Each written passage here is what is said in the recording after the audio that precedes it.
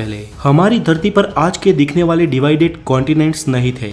उस वक्त सिर्फ एक सुपर कॉन्टिनेंट या महाखंड हुआ करता था जिसे नाम दिया गया पेंजिया, और इसके चारों ओर सिर्फ एक महासागर था जिसका नाम था पैथालासा।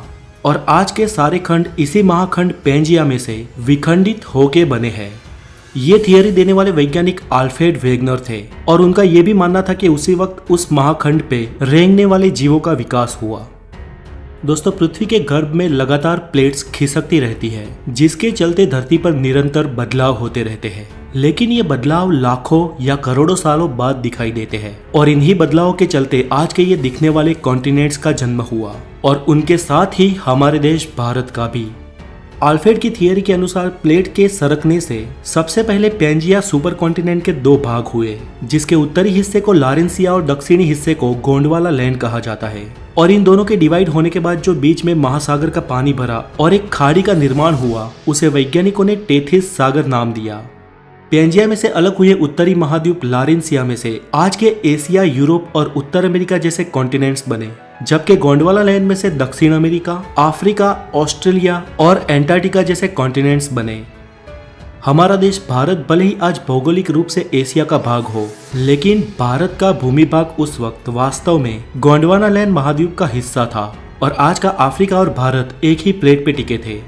धीरे धीरे अंदरूनी प्लेट्स के सरकने से ये प्लेट्स भी अलग होती गई और भारत की जियोग्राफिकल प्लेट अफ्रीका से अलग होकर धीरे धीरे एशिया की ओर बढ़ने लगी। वो आज के लद्दाख हिस्से की ओर लगातार बढ़ती रही और एक समय इस प्लेट का एशिया के लद्दाख वाले हिस्से पे टकराव हुआ। दोस्तों, भूगर्भ में जब दो प्लेट्स का टकराव होता है तो भारी प्लेट नीचे की ओर सरक जाती है और हल्की प्लेट ऊपर उठ जाती है। उस वक्त भी ऐसा ही हुआ और आज के हिमालय का निर्माण हुआ। ऐसा कोई कम समय में नहीं हुआ, ऐसा होने में करोड़ों साल लग गए और आज की इस भौगोलिक भूमि का निर्माण हुआ।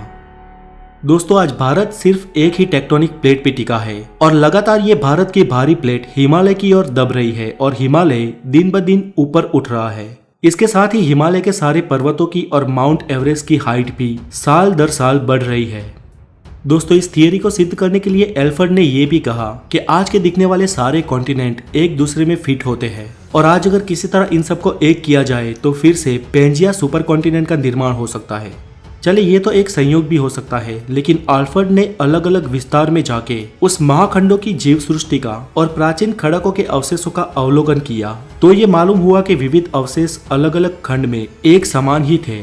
इसके साथ ही अल्फ्रेड ने अपनी इस थियरी को सिद्ध करने के लिए कई सारे उदाहरण दिए। फ्रेंड्स, इस प्लेट्स के टकराव से भूकंप और ज्वालामुखी का खतरा रहता है। वैसे भारत में तो कोई खास सक्रिय ज्वालामुखी नहीं है, लेकिन हमारी इस एक प्लेट